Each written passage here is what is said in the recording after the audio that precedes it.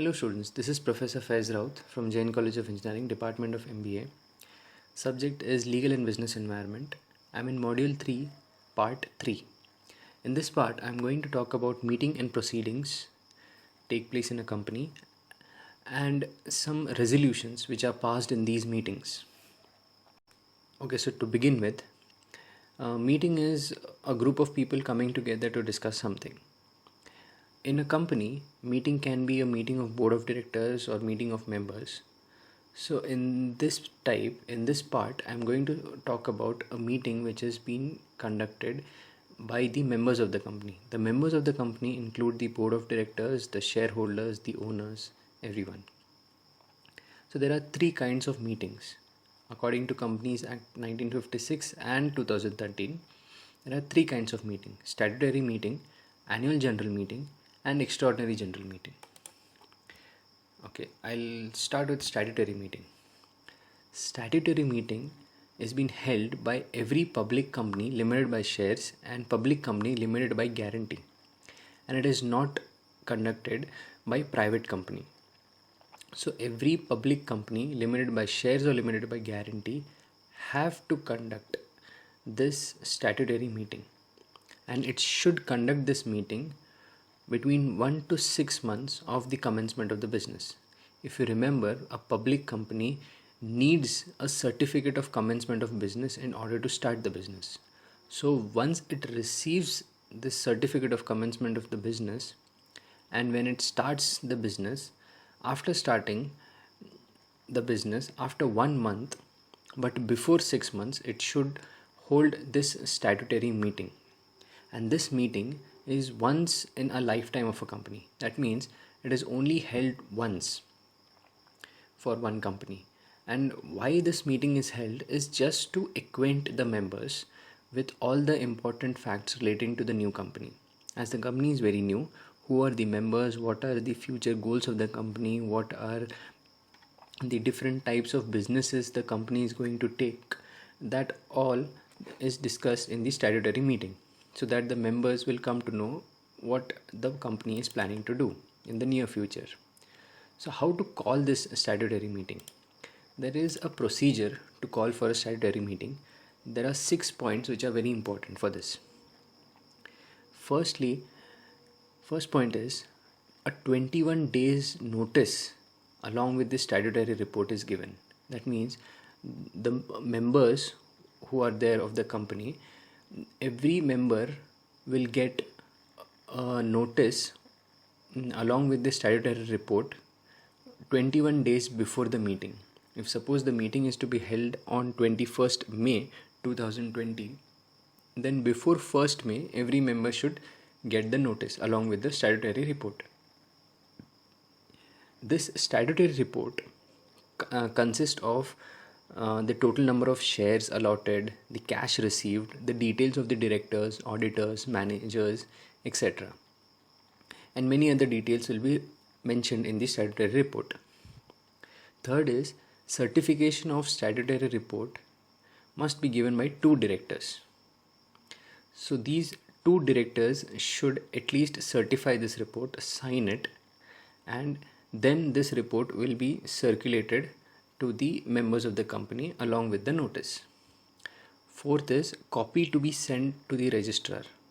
This statutory report should also be sent to the registrar of the companies. Why? In order to tell the registrar of companies that we are going to hold a statutory meeting of this newly formed company. So that registrar of companies should also be aware. Okay. Fifth is particulars of members of the company to be produced. In this, a list of members who are the members of the company, a list will be prepared before the statutory meeting, and this list consists of the name, addresses, occupation, and the number of shares held by the members, and etc. All the details of the members will be written. And finally, adjournment of statutory meeting. Adjournment meaning postponement. If this statutory meeting is postponed, then the postponed meeting also has the same powers as the original one. So once this statutory meeting is being held, okay, then it has been recorded in the minutes of meeting and it is as a official document. So this is the first meeting which is compulsory for a public company to held before the start of the business, and it is not for private company. Okay, now I come to the second one, which is called as annual general meeting. Every company must hold every year, in addition to any other meeting, a general meeting as its annual general meeting or AGM. It is compulsory for every company to hold this annual general meeting yearly.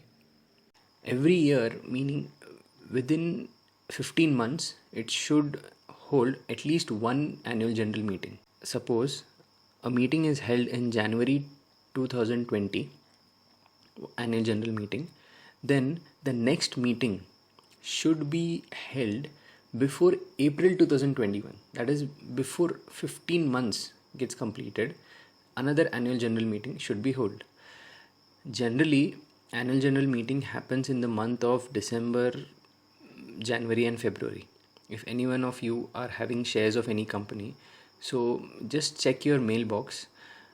In the month of maybe November or December, you will get a notice of annual general meeting, as the notice of the annual general meeting will be sent to each and every shareholder. The first AGM must be held within the period of 18 months from the date of incorporation. When the company receives the certificate of incorporation of the business, then after that 18 months, before 18 months gets completed, first AGM should be held, but this can be postponed with the permission of registrar of companies. Then finally, annual general meeting must be held at registered office of the company, or if the registered office is small, it can be held in any place in that city or town, any place nearby of the registered office. Suppose take example of L&T, Larsen and Toubro. It's a public company, public limited company. Its registered office is in Mumbai. So anywhere in Mumbai, the AGM of L&T can be held. Okay, so after the annual general meeting, the next meeting is called as extraordinary general meeting. So any meeting which is not an annual general meeting, not a statutory meeting, apart from these two, any meeting which is being conducted by the company is called as extraordinary general meeting. And why this meeting is being conducted is because some important decision which cannot be held up to annual general meeting, next annual general meeting, it has to be taken immediately.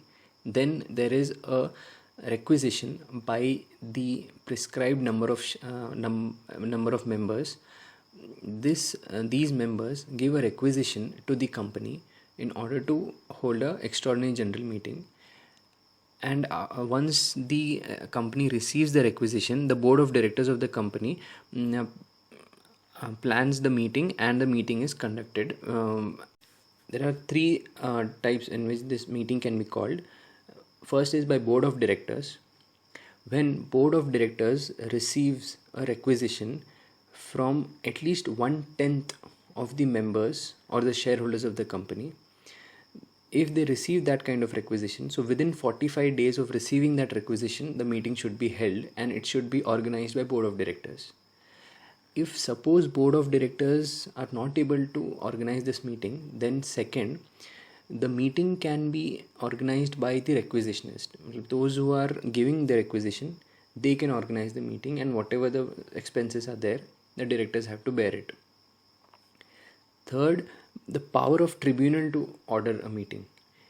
If there is something which the court has felt about the company, any complaint or anything, any decision which is pending, so even court can order to the company in order to hold this extraordinary general meeting. So these are the three major types of meetings which are conducted in a company. Now I come to requisites of a valid meeting. So what are the essentials of a valid meeting, or what are the legal procedure for a valid meeting is, first is by proper authority. This meeting, extraordinary general meeting or a statutory meeting or annual general meeting, will only be called by the board of directors, okay, or by the requisitionist in the case of extraordinary general meeting. So if they don't call it, then central government and tribunal also has the power or the authority to call this meeting. Second is a notice of any meeting which is to be happening. For example, in statutory meeting, we have seen a 21 days of notice should be given before, or in an extraordinary general meeting also a notice will be given. Okay, even same for annual general meeting. So a notice is very important so that all the members of the company, the shareholders of the company, should be aware that a meeting on a specified date at a specified location is going to happen. Okay. Third one, the agenda or the explanatory statement. The agenda or the things which are going to be discussed in a meeting should be properly mentioned, and it should be supplied to each and every member or the shareholders of the company. So those who have the shares of the company, during the month of December, January, when they receive the notice of AGM, along with the notice, the agenda will also be there, so that whatever is going to be discussed in the meeting is already written in that agenda. Then next is the quorum or the members who should be present for this meetings. Generally, in these three meetings, in the statutory meeting, all the members should be present. It is better. And then second is annual general meeting. At least the quorum should consist of 5 members. So practically there are many members, many shareholders come and attend the annual general meeting. In extraordinary general meeting, at least the requisitionist who have given the requisition to the board of directors to conduct a meeting, they should be present. Okay, it's not a norm, but generally people are present for this meetings. Okay, so this was about the meetings. The chairman of the meeting, according to articles of association, the chairman of the meeting will be mentioned, but if it is not mentioned, then any member who is present in the meeting can be a chairperson of that meeting. Generally, CEO or CFO of a company chairs the meeting. Then sixth is minutes of meeting. Minutes of meeting are the points of the meeting which have been discussed. They will be one person, generally a secretary or someone, will be noting down what are the points which have been discussed in the meeting, and after the meeting these points will be read out to the members of the shareholders what were the points discussed, and that minutes of the meeting also will be shared by the company to all the shareholders and members, and it is a kind of an official document. Okay, these are the requisites of a valid meeting. And one small thing I want to mention is about proxy. Proxy is any member entitled to attend and vote in a meeting can appoint another person to attend and vote on his behalf. The person appointed is called as a proxy. Suppose you are the shareholder of a company and you cannot go to a place and attend the meeting, but one of your family member or a friend is interested to go in that meeting, so you can appoint him to attend that meeting. So he will be attending the meeting on your behalf. He will be called as the proxy. Okay, now I want to talk about resolutions. Okay, a proposal when passed and accepted by the members becomes a resolution. A resolution is something which has been decided by the shareholders. It has been voted by the shareholders, and then after the voting it becomes a resolution. That means company will be taking some decision, deciding something on some future project or some future decision, like appointing a director, removing a director, appointing an auditor, example, all these things, when company is taking some decision, a resolution is passed. A similar thing which happens in the Lok Sabha and the Rajya Sabha of Indian Parliament. A bill is passed. When bill is accepted and when the President of India signs it, it becomes an act. So similarly, in a company, a proposal, when it is passed and accepted by the shareholders, it becomes a resolution. There are three types of resolution according to the Companies Act, which are ordinary resolution, special resolution, and resolution which requires a special notice. First is ordinary resolution. An ordinary resolution is one which is passed at the general meeting by the simple majority of members entitled to vote therein.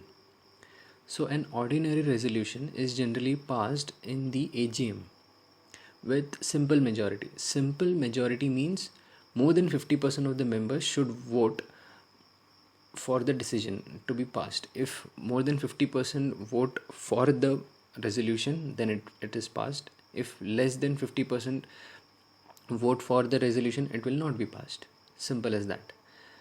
The important items of the business of the company which can be transacted with ordinary resolution are approval of statutory report, adoption of annual accounts, declaration of dividends, election of directors, and some decisions related to this. So this is about ordinary resolution. Whereas some resolutions are called a special resolution when it is very important for the company and there should not be any manipulation or anything like that. It should not be there. So any important major decision of the company requires a special resolution. In this, more than 75% of the members, or if the company is having a share capital, more than 75% of the shareholders should vote for the resolution in order to pass this resolution. So usually special resolutions are required for transacting the following business, like to alter the provisions to objects clause of the memorandum of association.